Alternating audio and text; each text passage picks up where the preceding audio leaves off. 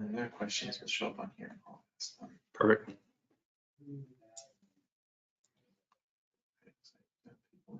Cool. Let's see how we look. Welcome everybody. Taylor Riley, Beth Manning. We're here to talk about how to buy and sell at the same time.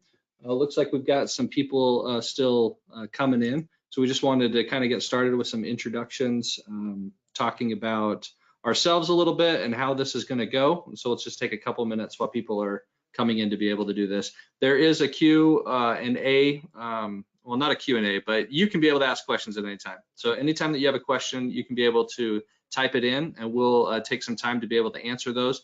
We'll go for as long as you want us to with your questions that you have. So if you got a question, make sure that you put it on there, and then we can be able to get an answer for you on that question.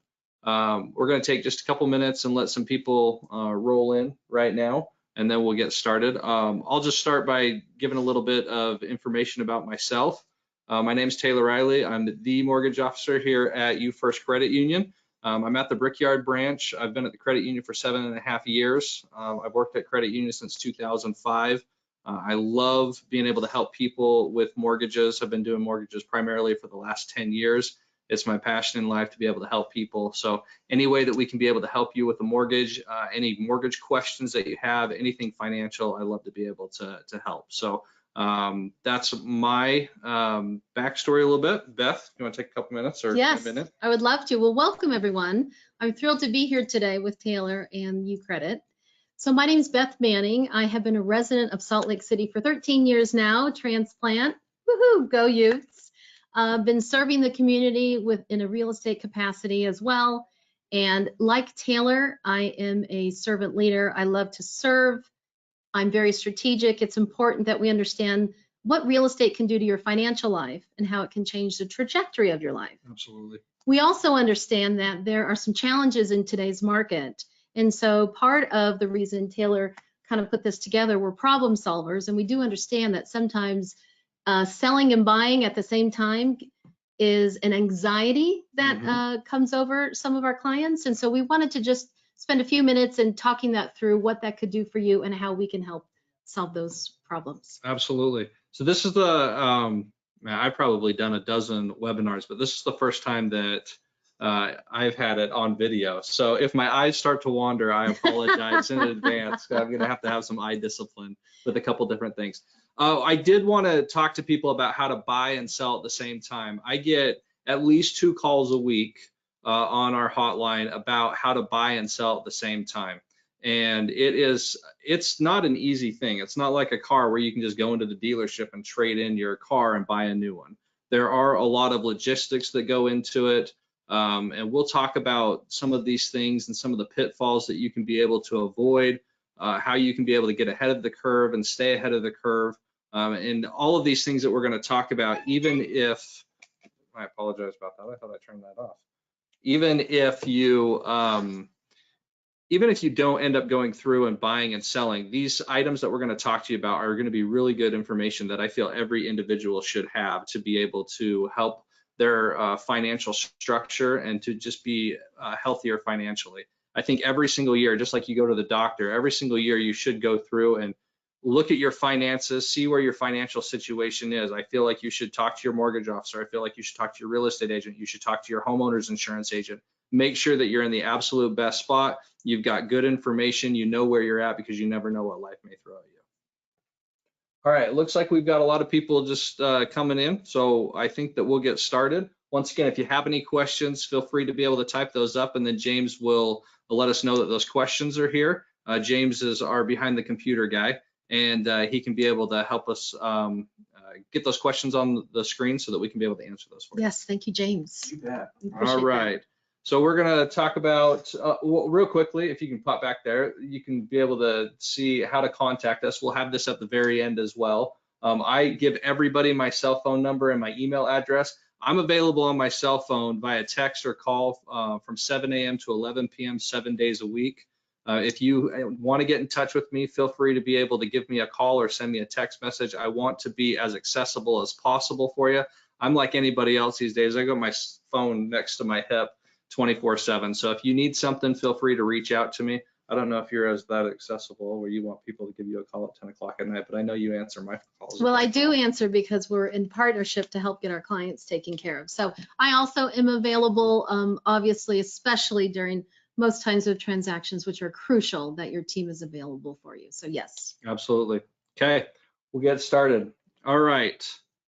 So I was looking for a good quote. Beth was giving me a hard time about this quote, but it was it's what the quote is. An idiot with a plan can beat a genius without a plan. And I see this on Instagram all the time, and where Warren Buffett talks about how important plans are to help successfully navigate the home buying process. So just when you're buying a home without selling a home, I feel like you need to have a good plan and a good team in place to be able to help you out. When you add in the difficult layers of being able to sell your home and buy your new home, there's even more layers to it. And you really need to have a good plan in place so that you can feel comfortable with the process, that you know where you're at, and we can be able to help navigate where you want to get to. Everybody's situation is different and why they're looking to move. Beth, what are some reasons that you see why people are looking to move out of a current home and into a new home? What are the things that you there's the two obvious ones. Some people want to upgrade and some people want to downsize. And so I think getting back to your point of planning, I feel like sometimes home buying or home selling, or if you put both of them together, people aren't putting some proper attention around that. You know, it's the same in life. If you were going to enroll your kids in school, you have a plan to do that, right? If you're going on vacation, well, you make your reservations, you look at the costs, you do the budget. It's the exact same it should be for your real estate transactions as well, even more so because you're dealing with a major financial asset. Absolutely. And the thing that we're trying to avoid is for people to give me a call and say, Taylor, or to call Beth and be like, I found the perfect home. I want to go take a look at it. And we're behind the 8 ball already. Yeah. And by the way, I need to sell my home. Yeah. Whoa. Okay.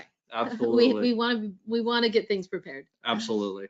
All right, so here are some mistakes that we see where buyers fall behind the curve. And once you fall behind the curve, it is difficult to get back up. So we'll just go through these real quick. Number one, a perfect home comes on the market without you being prepared. And I know that this one's difficult because everybody knows a story where a home's just popped on the market. You're having a conversation with a neighbor. I know my parents had this one home in this neighborhood. I didn't even know this growing up, that they just absolutely loved this home. And then it just popped up on the market. And they're all in. They were all in. They ended up making an offer and buying on that home. But the 45 days while they were going through it, it was extremely difficult for them because they weren't prepared in any way, shape, or form to be able to do that. And so while you don't know that those things are going to happen, I do feel that there are some common things that you could be able to do to just be prepared in life in the event that something does pop up, so that you can be able to kind of navigate this a little bit better.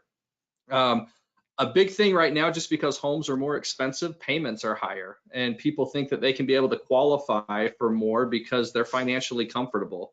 They think about stuff like, oh, well, I'll be able to maybe not sell my home, but I could be able to possibly rent my home. They have current rental income or rental properties that they're receiving income, but they may be writing stuff off so that income may not be there. Bonus income, they may have gotten a new job and there may be commissions or bonuses that may not be eligible because of timeframes and stuff like that. You may have co-signed with somebody on a loan. So there's just a lot of things that can be able to pop up where the financial side could be a problem. Even though that you are financially comfortable, it may be difficult for you. They don't realize the cost of the new mortgage payment when combined with their current debts and what's going into that. So that's important to be able to talk to people about. They find a home before financing is in place. Just because they've had good conversations with their agent or they've had good conversations with their loan officer. Just because we've had good conversations about what you can be able to qualify for doesn't mean that everything's in place for us to be able to move forward with that.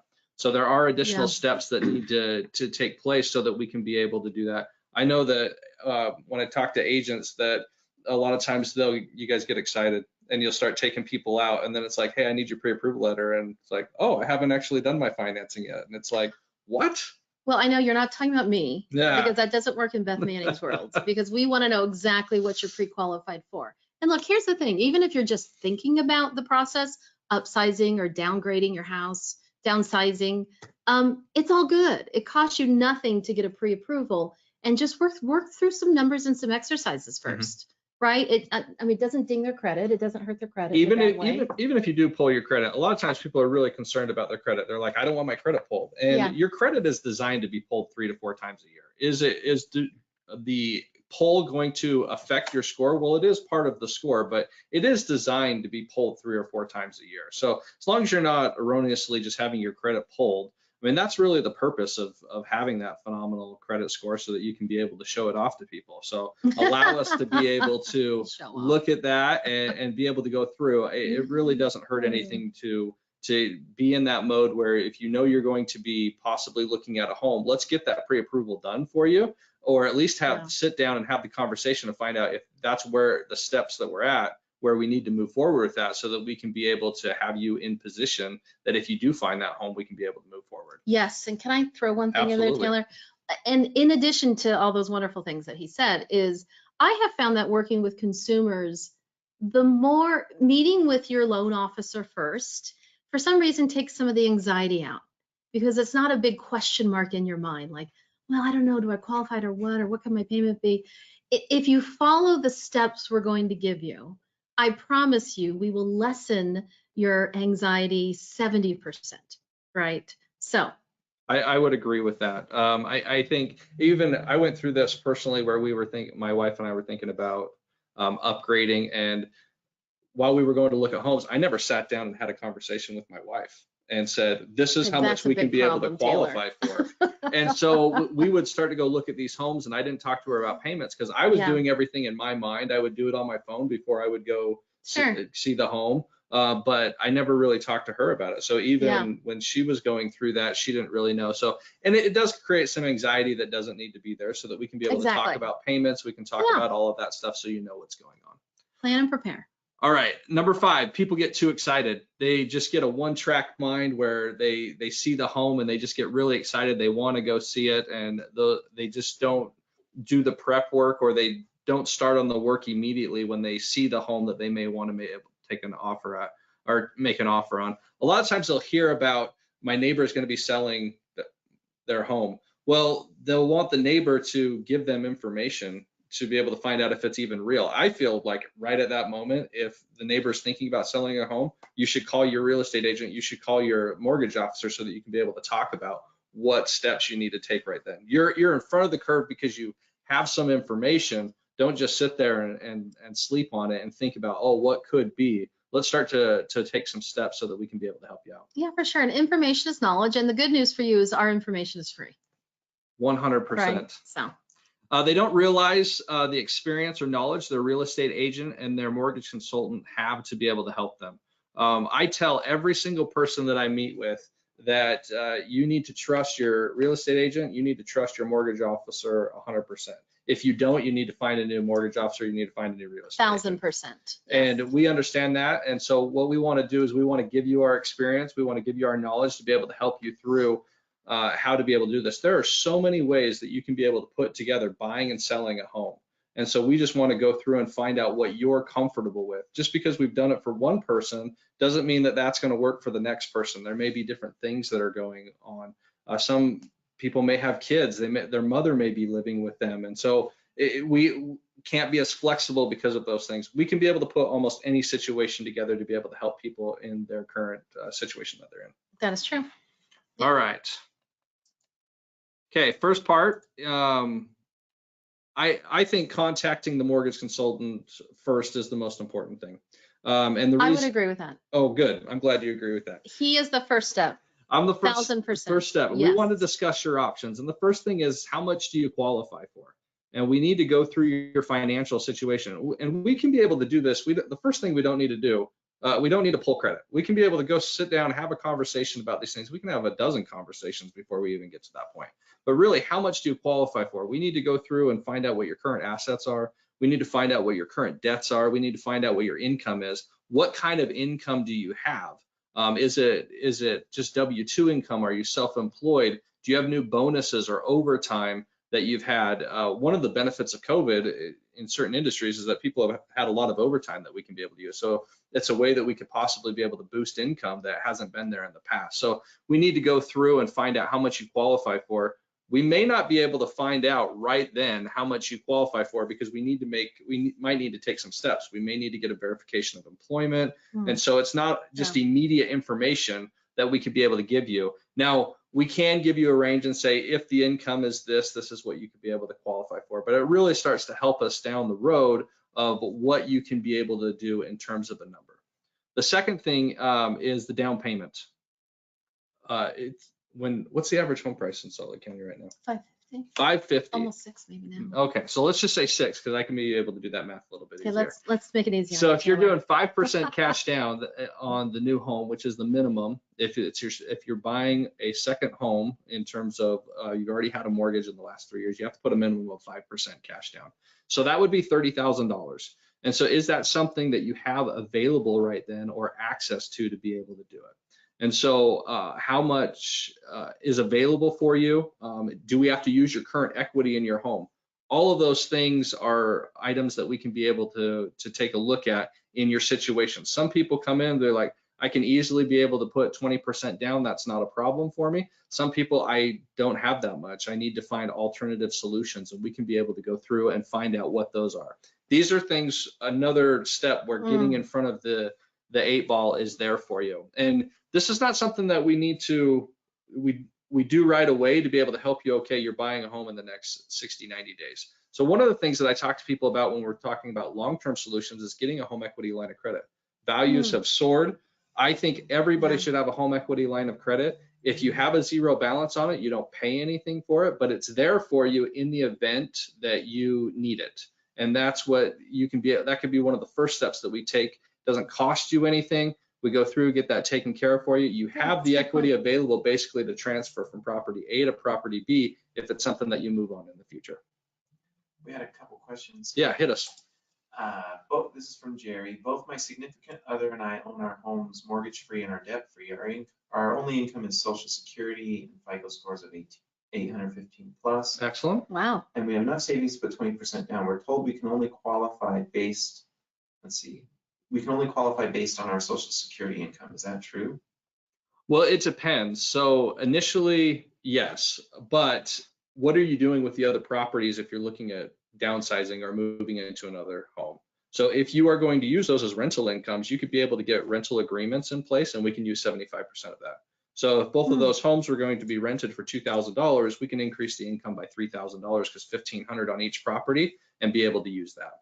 There are other things that are available as well that people don't know about. So if they have a 401k or if they have a retirement account, they can start to draw on that and we can possibly boost their income from that. Sometimes people don't want to do that for tax purposes, but we only need it for 1 month.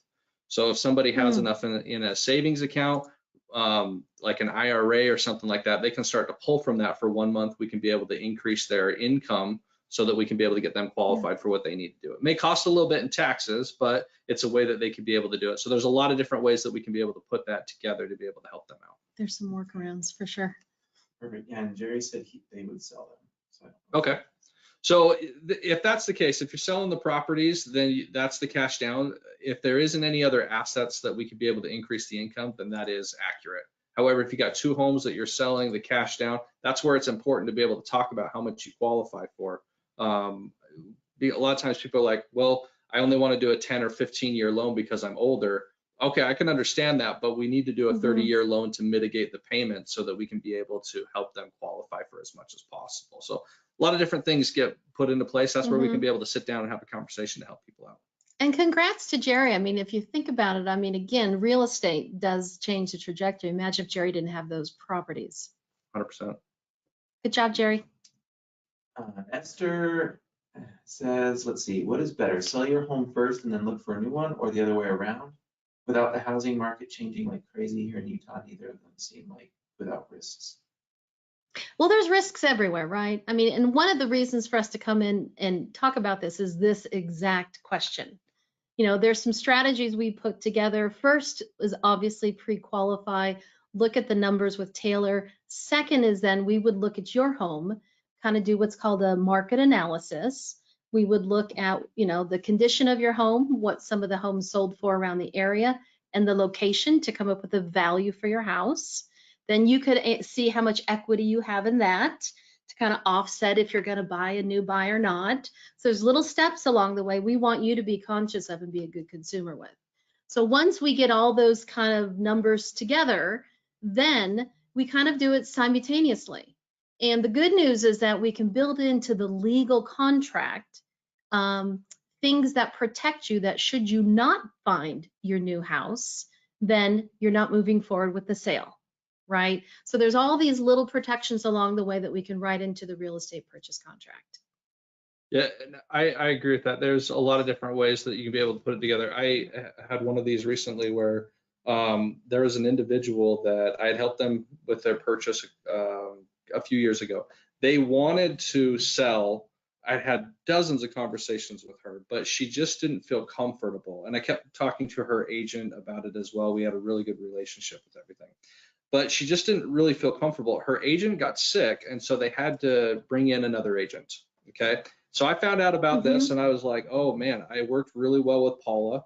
I worked really well with the agent, but I didn't know about this new agent. The new agent wouldn't call me, wouldn't contact me. I was really, really worried. She finally called me, and she was like, Taylor, I apologize I haven't called you, but I finally got the buyer to agree to a plan. And I was like, perfect. What is this plan? And she was like, well, she understands the market, what's going on with everything. So what we're going to do is, can they be able to, if I get their home under contract, Okay. and then we say, okay, once they get the home under contract, they have 30 days to find a new home. And what was really the problem for the seller is she was worried about selling her home. Through all of my conversations, I never got that. And I really pride myself on knowing, I want to know what the primary goal is or what the problem is. Those two things. Sure. I never quite got that. And once they were under, we knew what the problem was, that she wanted to sell her home. They put the home on the market that weekend. They got it under contract. They had 30 days to find a new home, but they had the legal stuff in there where they could be able to cancel that contract. 1000%. And they were able to find, they already had a home that they had looked at a couple times, and everything just fell into place. And so the agent just needed to find a good strategy to make the consumer feel comfortable and overcome their concerns of what's going on. As I said, there's a lot of different ways that they can be able to put this together. But once we had that in place, boom, we had everything wrapped up in 40 days. Yeah, and again, back to the very initial point Taylor was making, we've got to get all the pieces in place before we make the move. Yeah. We're expert chess players. We're expert in the residential real estate field. So we could do one of two ways. We either build in language, as I said, we can either, if you're more concerned about finding the place, like you don't want to give up your home you like, if you're concerned you're going to find the place you love, then let's go find the place first, then put your house for sale. Mm-hmm. If you're afraid your house is going to sit on the market, homes are sitting on the market a little bit longer than they did last year, then let's put your house up for sale first. Again, we're prepared, we're strategic, we have language in every single purchase contract, so we have you covered. Yeah. And the easiest way to do it, when people come in, I always try and find out, like, what's the plan? They would really like to be able to buy the new home, keep their current home, and then we can be able to structure the financing with everything long term. And so you can. We would all love that. Yeah, but right, I mean, that's ideal. That's not always the possible for people, Yeah. and it's becoming more and more difficult as homes become more expensive. And so those are the things where we can be able to go through. If that plan doesn't work, let's move to the next plan of what you're comfortable with. So as I said, there's a lot of different ways that we can be able to put that exactly. together. What loan is best for you and what stage of life that you're in? We have a lot of different loan options that are available. And so we need to find out what's going to be best for you. A lot of times people are worried about what the payment's going to be long term. And one of the benefits that I love being at the credit union is that we're able to recast people's loans, and it doesn't cost anything to be able to do it. Oh, this is a good point. Yeah. Recasting is a secret I think a lot of you consumers don't know about. I'll talk about recasting right important. now. So we've done this a few times where we help somebody purchase a new home. They have a payment. They're only putting maybe 5% cash down. So the payment's going to be inflated. They go through and they sell their old home, and now they've got $200,000 and they put it towards the new loan.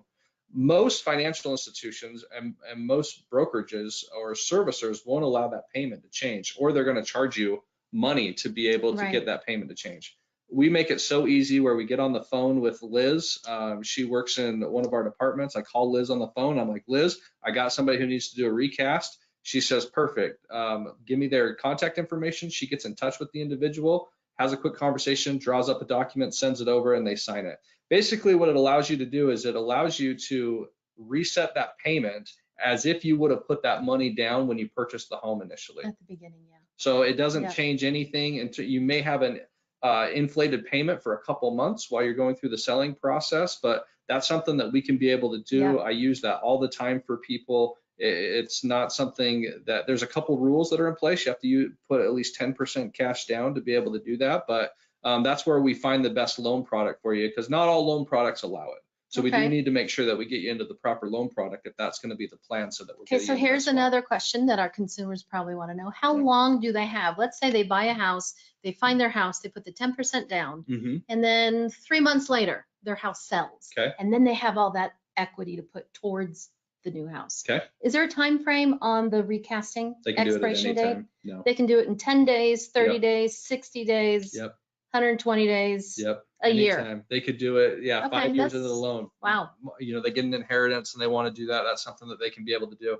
One of the big concerns that people typically have is mortgage insurance. If you're only putting 5% down, 10% down, you have mortgage insurance. Right. But the thing is that I look at it as a cost of doing business. You may have the mortgage insurance for a couple months, Yes. but the mortgage insurance may only be doing anywhere between $75 and $150 a month. Right. And so when we're looking at a cost of $150 or $300 to be able to go through and do this, I don't really think of it as that big of a deal, I because agree it's with you it's a 100%, yeah. mitigated, we have cheaper costs at the credit union to begin with. If you're able to put 10% down, it's going to be cheaper. But once you do that recasting, the mortgage insurance goes away because you put the 20% cash down. There's not a minimum amount of time that you have to have the mortgage insurance on the loan if you're paying the cash down to be able to get the equity under that It's portion. good stuff, guys. Yeah. This So is good it's stuff. very easy Yeah. to be able to go through and help people understand that they don't need to be concerned with that stuff. Eileen asked a question, what is the advantage of going through you first versus another lender? That's a great question. Well, there's quite a few things that are there. So the first thing is I feel like we have a really good process in how we can be able to get a pre-approval set up for you. And so I like to be as involved as possible with helping people answer their questions and make my cell phone available. We service our loans long-term, so you'll always make your payment to the credit union, which is a big thing. I'm not really looking for a relationship to be able to help somebody for 30 days and buy their home and they're gone. So if you have any questions long-term on your loan, if you have an escrow question, who do you call? You call Taylor. If you get any phishing scams in the mail, you've got something that says it's from You First Credit Union. You take a picture of it and text it and say, hey, Taylor, I got this in the mail today. What is this? It looks like a phishing scam. It's not from us. Or, oh, it looks like in our system, we got something triggered where your insurance, we haven't been able to verify your insurance, or something might be with your insurance. I'll contact Sean and say, Sean, I just got in touch with somebody and they said that they got this letter in the mail. And he'll be able to let us know, yeah, we need to verify their insurance. They may have switched providers or stuff like that. We really want to have a relationship. I want to have a relationship from the time that we initially talk until you get your loan paid off to a zero balance. And may I answer that question? Absolutely. I'm not getting paid for this. I'm not an employee of You First. I'm actually a customer. And I can tell you, when my husband and I purchased our change homes, we sold a house and bought a house. We actually, prior, we were with Chase. I don't know if I'm allowed to say names. And then we decided to buy a loan through You First. I can tell you, anytime I had a question about if I wanted to make early payments, we want to make early payments on our, oh gosh, not the interest, on the Principal. On the principal. I was always connected to an 800 number and no one knew. No one at the branch knew. I was so irritated.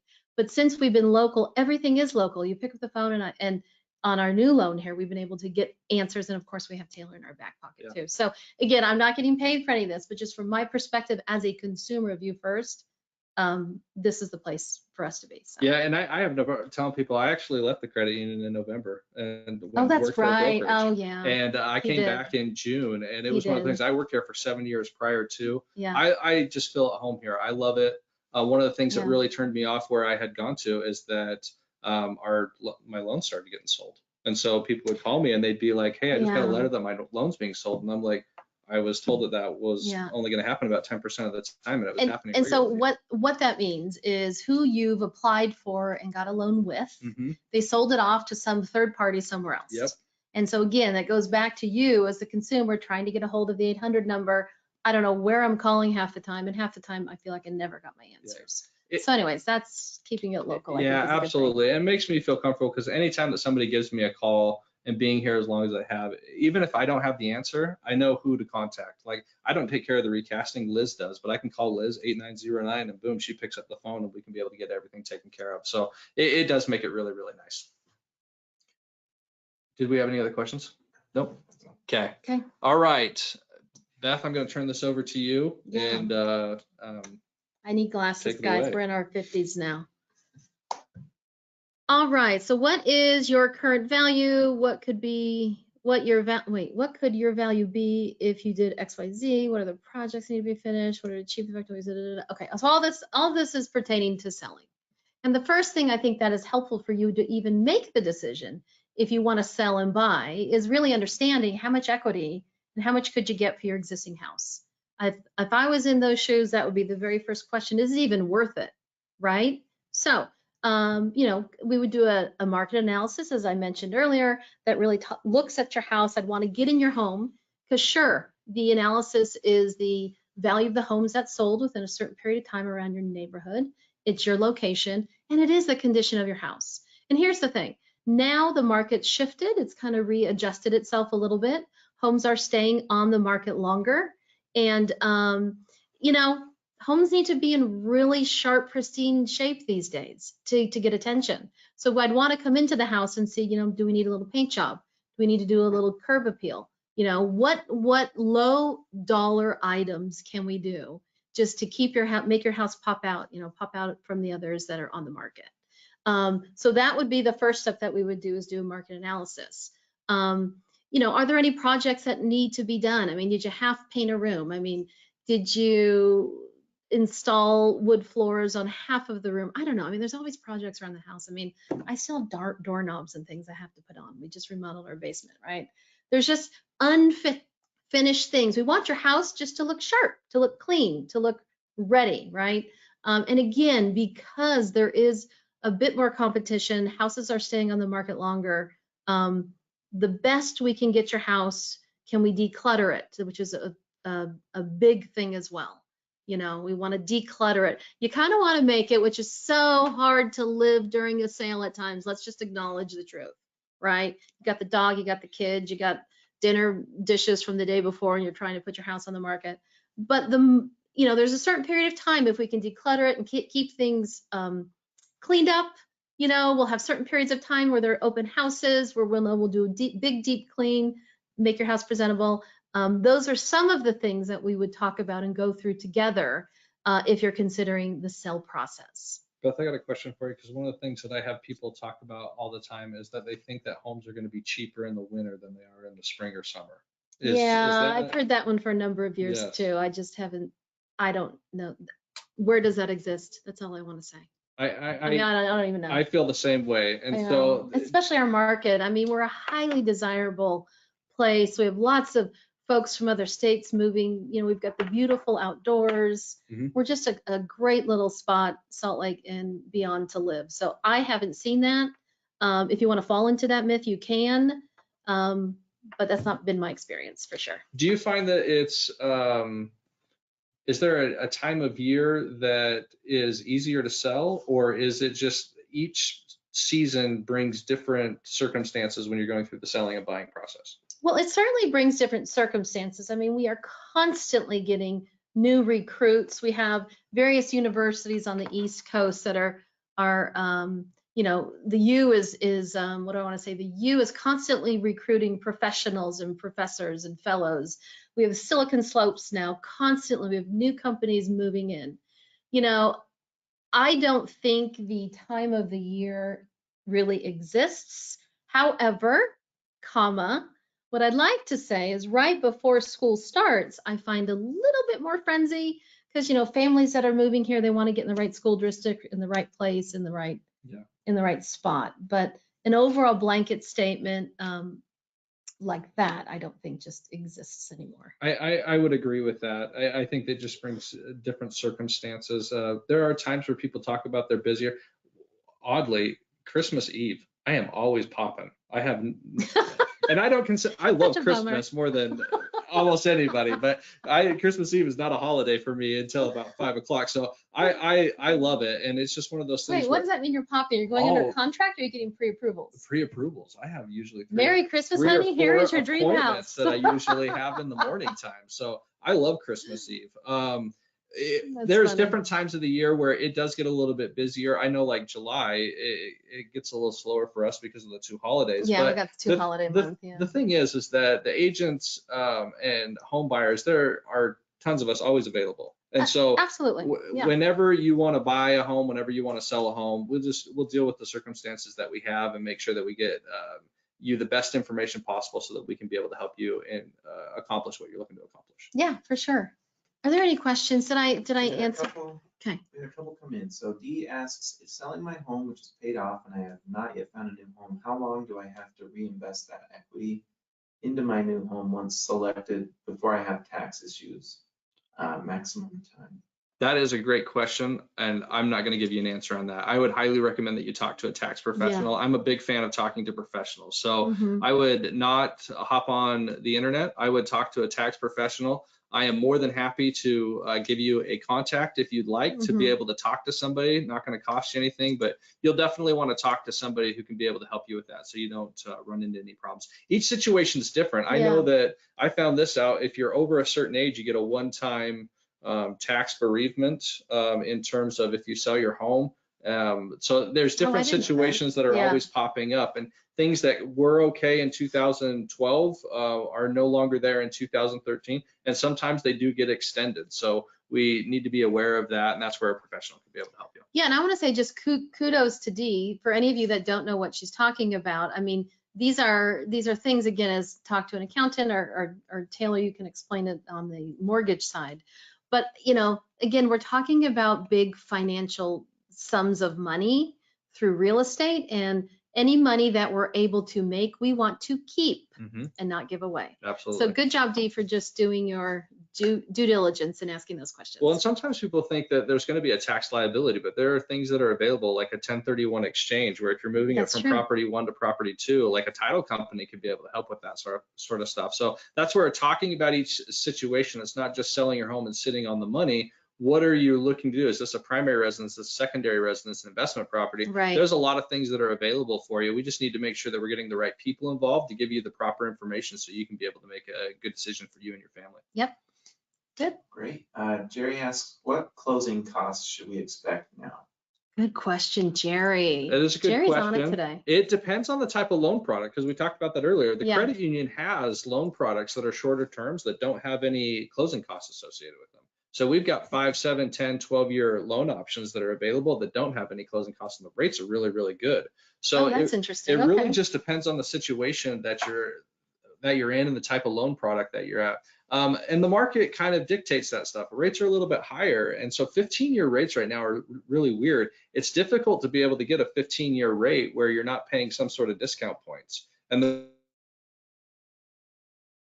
reason is just because the rate doesn't allow us to go high enough where we don't have to charge those sorts of things. Okay, so let's go back. Let's say Jerry is a typical 30-year loan. Okay. What is the percentage that he can expect or a consumer can expect? Well, I want to have a conversation about a little bit more. Okay. So I'm not just going to give an answer of 2% or something like that. Because I was looking for that answer. I know you were. But the thing is, we want to find out, how long are you planning on being in the home? Are you recasting the loan? Like, what is your situation and what you're looking for? Because a lot of times it's easy for a mortgage officer to sell a lower closing costs, or excuse me, a lower rate. Everybody wants a lower rate. Sure. But the thing is that maybe that lower rate, it doesn't make any financial sense for you to do that. If I'm saying that you need to pay, you're buying you're going to have a $600,000 loan. 1 point is $6,000. So I'm saying that your closing costs are going to be a point of $6,000. If you're planning on being in that home for 3 years and then you're going to be moving, or if you're planning on paying that home off in a short period of time, it doesn't make any financial sense to pay anything in terms of that because you're not staying in your loan long enough. So before I answer that question, I want to find out the details of what you're planning on doing with that home long term. I have conversations with people from the U, they move here, and I ask them, how long are you planning on being here? I'm buying this home. I don't know if I'm going to hold on to it long term. I'm going to be here for at least 3 years, and then I'm probably going to be moving. Okay, well, if you're going to be buying a home, it doesn't make any sense to pay any closing costs. You would want to Okay. do a little bit of a higher rate. So I would say that 2% would be a comfortable amount, that just to say, okay, if I'm just throwing out a percentage, I would say Okay. 2%. I think However, in this market. contact your loan officer first, Yes. just to see the best scenario. Because quite frankly, if you can save tens of thousands of Yeah. dollars Absolutely. taking a shorter term loan, why not? I remember If the during numbers work. the pandemic when it first started and they were talking about lower rates, and it was 6 o'clock in the morning, and I was yelling at the TV. I was kind of embarrassed, but I was dear. yelling at the 6 TV. a.m. And my wife came down Please no. and she's like, "What is going on?" And I was like, "I can't believe what this loan officer's doing. Like the amount of money that he was charging in closing costs to make people feel good for getting a certain rate, I thought was that's criminal." so disheartening. Absolutely. Yeah, And the that's thing was is worst. that, yes, it feels good to be like, Yeah. oh, my rate on a 15-year was at 1.9%. Well, that's great, but how much money did you pay to be able to get into that loan? When I go through and I do the math, like, it's going to take you 12 years Yeah. before you break even on that. Like, I don't know anybody who Yeah. keeps a 15-year loan for 12 years. So I have an idea for a t-shirt. Instead of OMG, how about OMR? Yes. Oh, my rate. Yes, absolutely. We need to talk about that. So each situation's different about what we're looking to do for you. Okay? Any other questions, James? Yeah, well, like Dee said she'd like a contact person to begin the learning process, so I assume she just needs to reach out. Yeah, I'd give myself a call or give Beth a call, wherever you want to start with it, but just to have a conversation. This would be a really good time to bring this up. And I talked about it at the very beginning. I really feel like it's important for you to be able to have a good knowledge base of this stuff. And so giving myself a call, giving Beth a call to be able to talk about how much is your home worth, you should have a good idea about how much your home is worth. You never know what's going to happen. You may need to move because of a job. You want to have all these people in place with what you've got going on. So have these conversations. Am I in the best possible position? I always talk to people about talking to their insurance agent every single year. And so do I need to add different types of coverage with what I've got going on? I've added another child. I'm thinking about a pool. What are different stuff that you've got going on? I'm thinking about adding solar panels. What are some things that I can be able to do to save money? My cars are getting older, or I'm getting a new car. Am I making sure that I'm getting the best rates possible? Yeah, so you want that team behind you. Will there be the phone numbers for Dee again that pop this up? So we'll Dee, have those at the end, and Okay, also we'll be great. sending information out afterwards. Okay, so Dee, jot down those numbers, or an email's coming your way, I guess, with the Absolutely. presentation. Is that right? Yeah. Okay, thanks, Dee. Okay. And then Joshua asks, if you buy a house first, how long do you have to sell your old house? In terms of, I don't understand the question. yeah, If you buy your house first. How long do you have to sell your old house? So I'm assuming, go ahead. Joshua, no, I was gonna say, maybe you can get clarify that a little more, but I'm assuming, so just know if you bought a house and you still own a house, then you have 2 house payments. Correct. Right? So you're gonna have to, again, know your finances Mhm. and pre-approval and numbers. So you'll be able to see, okay, how long do I have to hang on to this, to Yeah. these house, to the house that I need to sell before it's a disaster for me and my family. And those are really important numbers to have. Mhm. But again, we build in language to allow you to get out of contracts. Yeah. So we try and make this as seamless as possible for you, Josh. One of the other things that I've had pop up in the past where people have come in and they're like, I want to put the 20% down. I talked about mortgage insurance before. Right. And I'm just like, well, why don't you only put 10% down or 15%? Because you know you're going to be selling your home and putting it towards that. You have that money, because the last thing that I want somebody to do is to deplete their savings, is trying to remove the mortgage insurance. Yeah. And then they get into a situation where maybe their home takes a little bit longer to sell than they were planning, or their plans change because they decide that they want to rent the home rather than sell the home. So that's where we can be able to go through, talk about all these situations and make sure they're making the best position with maybe some things could be able to change, in that time frame with what we have going on. So we'll just talk about all of that stuff. Okay. Yeah, he says if you make an offer with a contingency, Oh, what is there a you go. general time period for that contingency? Well, I mean, it could be several months, how long do you need, Josh? Yeah. I just want to know. We like to get specific. Yeah. Each I situation mean, is different. yeah, I mean, so through my experience, I think the most that we've ever done that was 60 days. But again, we were prepared, preps, we were strategized and ready to roll. So, and it's interesting, you might actually find in this market that some people that are selling their home, maybe the one you want to buy, maybe they need to stay in their home for another 60, 90, 120 Yeah. days until they find a home back in Wyoming where they want to move back for. So there's a lot of different little nuances and strategies to the deal. But I hope we answered your general question, Josh. No, and I agree with that, because there's been plenty of times where I'll have a conversation with, so I'm helping a borrower, and I talk to the agent, and I'm like, well, what are we looking at in terms of timeline and stuff like that? They'll be like, oh, they actually don't want to close for 90 days. And I'm like, whoa. Why don't they want to close for 90 days? Well, one of these situations, the individual, they were building a home, and they had an adult autistic son. And so it was going to be very difficult for that son to be able to move. So the last thing they wanted to do was to move twice. Yes. Once was going to be hard enough. We didn't want to do twice. So when we go through, okay, they really wanted this home. Now we need to set it up a little bit different, because that's not normal to be able to do a 90-day time frame. So each situation is different. You've got a borrower a seller who's got their life. You've got a buyer who's got their life. There's a lot of different stuff that's there. And that's why getting to this, can you go to the next slide, James? Yeah. Having your real estate team assembled and on the same page is absolutely paramount. And so we want to make sure that you're comfortable with the individuals, you're comfortable with the people that you're working with. Together, we need to strategize about how we can be able to help you achieve your goals. Everybody's goals are different. And so there's literally dozens of ways that we can be able to put this together, and how we can be able to help you find that new home. And so we want to give you options and say, okay, this is with your current financial situation, this is what we can be able to do for you. And these are the three options. Which option do you think is best? Take all three to your agent. And because I know there are times where I'll call Beth and I'll start to have a conversation with her, and Beth's like, well, what about this? And I'm like, I didn't even think about that. That's actually a really good point.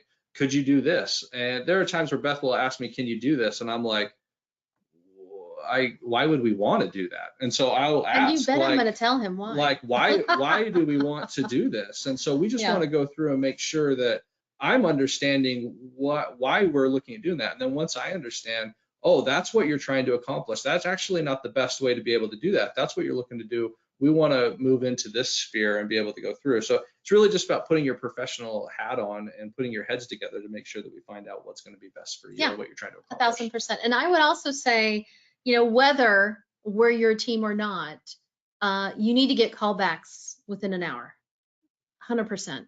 I can't tell you how many times I've been biting my nails. I didn't know the lender on the other side. It was a larger institution, hit this extension. And, my goal is to fight for my client. Mm-hmm. And unfortunately, I don't know this other lender, and I don't have a relationship with them. I don't have their private cell number. I can't get a hold of them at 10 o'clock at night. Yeah. Sorry to your wife. Yeah. And so these are really important and strategic, because of course we're dealing with a major asset in your life. Yeah. So let's treat it that way. Don't just choose any Tom, Dick, or Harry off the street. Really do your due diligence and find professional people to help you navigate this process. Yeah, and I remember one deal that we had where the boys, remember, and we ended up, I didn't end up doing the loan for him because we had a problem with it. We had a problem. And so we had to go through, and it was, I can't remember the details on it, but I remember we couldn't do the loan because I want to say that they got a bunch of other debt. There was debt accrued, which you should never do during the process when you're under contract. It was really a challenge. But the thing is making sure that we did do it. We got it done. But Taylor, we actually moved it to a different lender. Had to move it over. It was just what we had to do. But it was really just about making sure that, okay, well, we've got everything. And I know I talked to that other lender and sent them a bunch of stuff. Yes, you were so helpful. And so it's really just about making sure that we can be able to help everybody that's going on. So, or everybody of what they've got going on. So those are the things that will pop up. And that's where I feel like having a good real estate team to be able to help people. And the thing is, like, I would love to do the loan, but if there's some reason that you're going with somebody else because they've got better pricing or stuff like that, that happens. That has happened. And I do appreciate your sharing that with our clients, my clients, right? Absolutely. So, I have no problem. There are times where people call me on the phone and I'm like, the lender's doing this, and they'll verify. And I'm like, they're giving you this rate and these closing costs. And they're like, yes. And I'm like, you need to stop calling people, because you're not going to find something that's better than that. You need to call them back and say, do that. And that's the thing. Like, I want to be authentic. We want to be authentic. Authentic, thank you. As much as possible to be able to help people, because we just really want to make sure that you're getting taken care of. If it's something that we can do, we're here to be able to help you. If it's something that we can't, we want to refer you to people who can be able to get you taken care of. There are very few times that we have to do that, refer people to other places. That's true, but yeah. it happens. We only lend in the state of Utah here. So if you're looking elsewhere, we can be able to get you in touch with people that we trust to be able to get you taken care of. I've had quite a few of my clients that have moved to Oregon. Oddly enough, I don't know why they're all moving to Oregon. I love the Pacific Northwest. Yeah, but they're moving to Oregon, and I mean, I've got a lender that I trust that is a really, really good guy, and he can be able to help you with that. And so that's where we'll get you in touch with people, because if you need something, we can be able to get you taken care of on that. Yeah, and I just wanted to piggyback on top of that, we're community people. We live in the community. We're not going anywhere. We've been here for years. Yeah. And so, it's important for us, as you said, to be authentic. Authentic. He got it right. I got that. To be honest and to run our business in an ethical manner. Yeah. So again, he's got loan officers all over the state, all over the U.S. I've got realtors all over the U.S. Yeah. If we can't help you, we'll find the right team to help you. So. Absolutely. Any other questions, James? Joshua just asked, in your experience, how much does a contingency weaken an offer? That's a great question. That is a great question. Joshua, right now is a great time for you to move forward in your plan because houses are sitting on the market a bit longer as we're doing this readjustment. I would say last year, if you were putting this plan into action, you probably would bow out for a while. Last year was a really tough year of contingencies. I never saw them. Yeah. No one ever grabbed them. Well, and the market changes, and it can change really quickly. And so one of the things that I saw, and each market can be a little bit different. I was looking at some data in April, May about what was happening in Utah County. And Utah County, it was 50.9% of homes sold below list price. I think I've read that. And I remember seeing that, and I was like, whoa. And so I got on the phone and called a couple of my people that I know that primarily do stuff down in Utah County, and I'm like, what's going on? And they're like, we don't know. But on top of that, 35% of homes were selling within 4 days of being listed. So while that was happening, you still, if you put your home on the market and you weren't being greedy with how much you were listing it for, you got it under contract. You got it under contract. Within so a few while days, the market was softening a little bit, it still was very competitive for the people that were doing it the right way. Right. And so that's where a good agent can be able to help you with all of that stuff. Just because of what was going on in 2018 is not available in 2020, it doesn't mean it's not going to be available in 2021. It is not uncommon for me to see right now for a seller to ask for closing costs to be paid for and the buyer to agree, or excuse me, the seller to agree to it. That's right. So I just got one of my clients under contract, and interestingly enough, Joshua, she started to look last year. And last year she decided to gracefully bow out because I got it. I mean, she didn't have, she wanted a inspection, which every buyer deserves an inspection, right? She wasn't putting $30,000 over asking price. So I'm really glad I had said, why don't you just take a pause? She wasn't in a hurry. So we took a pause. Guess what? We got her under contract. We started looking 6 months ago or 6 weeks ago. We got her under contract, lower price point, some closing costs were paid for, home warranty was included. So it's really actually a good time for a buyer. Yeah. Tables are turning. They do, life goes in waves, right? Yeah.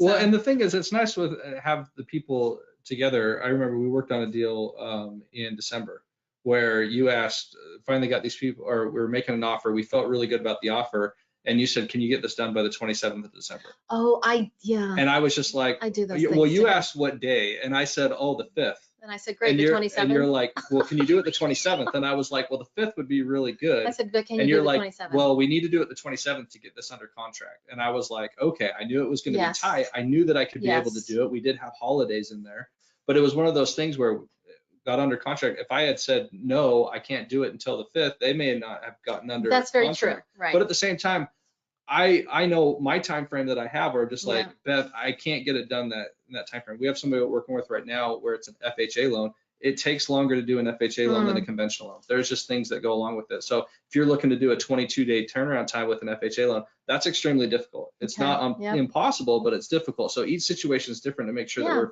we're getting you in a good timeline so that we're not over promising something and under delivering. Right.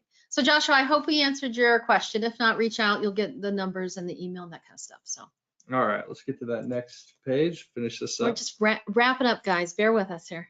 Now that you have a plan, let's get your financing in place to move forward. You want to get that pre-approval letter. I mean, we've done all of this stuff. You've talked to your agent, you've talked to your lender, you know this stuff. If you are thinking we might, even if it's we might be looking at something, I always ask the question, if you were to find the perfect home today, would you make an offer on that home? If they say yes, we need to get a pre-approval letter for you right then.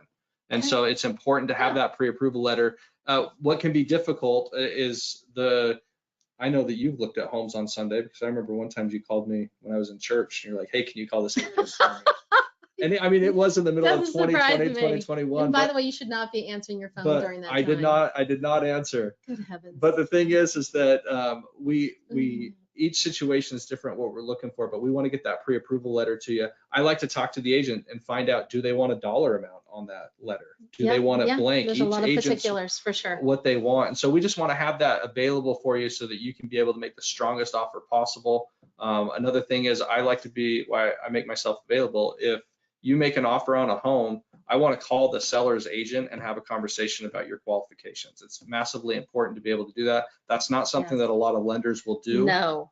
And so that's where we want to get on the phone and talk to them about them and talk about what we've verified. We verified credit, we verified income, we verified down payment. We've got everything ready to go. I've talked to the agent about the timelines that are there. And so we've gone through, we've looked at a calendar. We know that we can be able to hit this timeline. I talked to them about, I have one processor that takes care of my loans. We send them to the underwriters. Our underwriters are in-house. These are all reasons why you should do your loan with the credit union, because we've really set up our team so that we can be able to help you succeed. Yes. Okay, any other questions? Any other questions? No other questions. Jerry said, good job, Taylor and Beth. Well, Thank you, Jerry. This was my first one here. Appreciate it. I think we did okay. I think we did a good job. Yeah. Too. And the first time on the camera. Yeah, we are considering camera or no camera. We'd love to know what you guys think. Should we not do a camera next time? Sometimes you feel a little awkward just like standing here, you know, like. Well, if they're not looking at you, you know, you can just do whatever you want. Yeah, that's true. So. But no, it's. I think it's important to see the person that you could possibly be working with. And anyways, if there's anything that we can help with. So Beth, you live in Sugar House? I do. So I know that you post on, Beth is huge on social media. So if you want to find, she has good content that she puts on there all the time, but she talks about, she loves local. She posts house, even when they're not your listing. I share. You do share. There's some great houses out there. Yeah. So my Instagram is Realtor Beth Manning. Super easy. I really don't do social media as much. So, but I give everybody my cell phone. I'm available anytime that they need me. So contact us. We want to be in touch with you. Give us a call. Even if you have what you think to be a silly question, it's not silly. Yeah, it's all good. So we hope to see y'all out in the community at some point. And thanks for coming. Yeah, Linda says, thanks very much. Wonderful explanation. Teresa, camera worked great. Thank you both. Oh, thank you, Teresa. And Jerry said, do the camera. I like it. Thank you, Jerry. Thanks, guys. I'm loving Jerry. We'll be posting this. You'll also get this in an email. So if you want to share this with anybody, you're more than welcome to be able to do that. We're also going to post it. We'll send that out so that you can be able to have access to it. If you want to share it with anybody, we'd love to be able to have that done. And if you need anything, reach out to us. And here's the contact info on the screen too. Perfect. Let's write that down. So. Okay. Thanks, everyone. Have a great afternoon. Ciao.